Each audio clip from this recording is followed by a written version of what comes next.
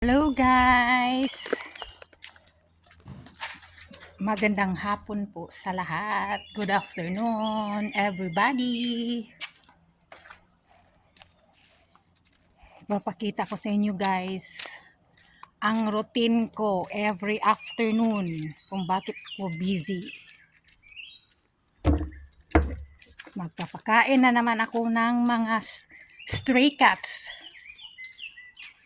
Ayan ang mga pagkain ko at saka may kanin. Ayan. Mamaya naman ang mga aso na naman. Ayan. Doon sa baba guys ang mga stray cats. Ito din pakakainin ko din oh. Ayan. Araw-araw sila sumasalubong sa akin guys. Ayan oh. Bibigyan ko muna guys. Kawawa naman. May-ari ito guys pero gutom din sila ba? Kasi minsan isang bisis lang mapakain sa isang araw. Busy din sa work. Ayan, pakainin ko ng kanin.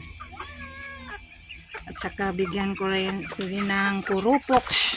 Yung sa pagkain sa mga pusa. Ayan guys. Oh.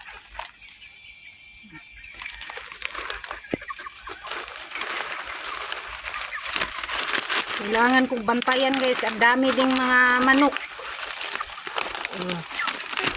Hindi pa ito ang mga pusa nga guys. Yung papakainin ko. Marami pa doon sa kabila. Ayan.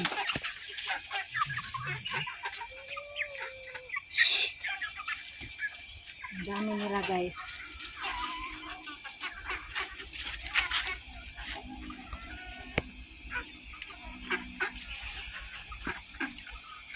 Daming manok guys.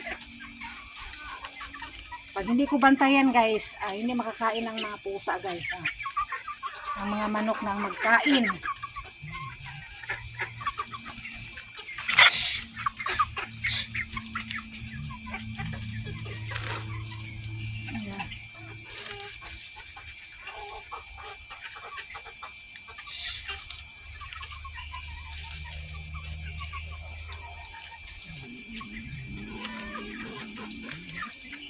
Dami nila guys.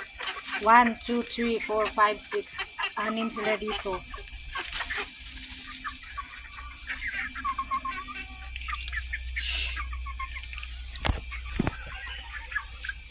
Kaya pagod ako araw-araw guys. Sa umaga magbantay ng stool.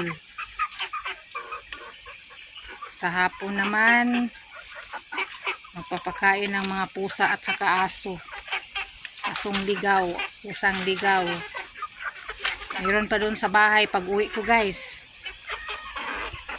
Ayan.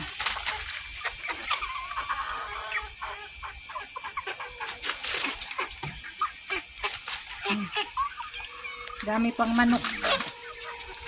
Oh.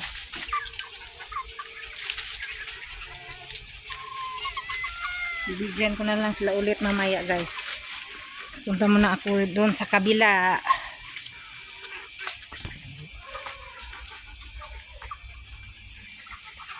Dalawang sako na pagkain ng pusa guys sa isang buwan.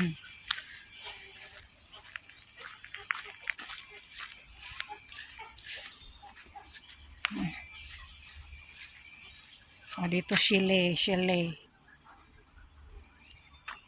Sinong gustong mag-check-in dyan? Meron dito. Chile. Pang family.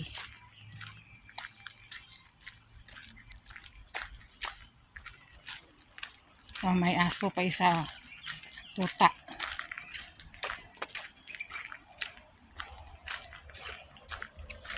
Pagod ako araw-araw guys. Minsan wala na akong panahon sa sarili ko guys. Ayan. Dito na guys, ang bahay ng mga pusa guys. Ayan. Yung mga stray cats. Kasi hindi man sila pwede ipalabas lahat kasi bawal sa restaurant. Kaya dito muna sila guys. Dami nila dito guys. Oh.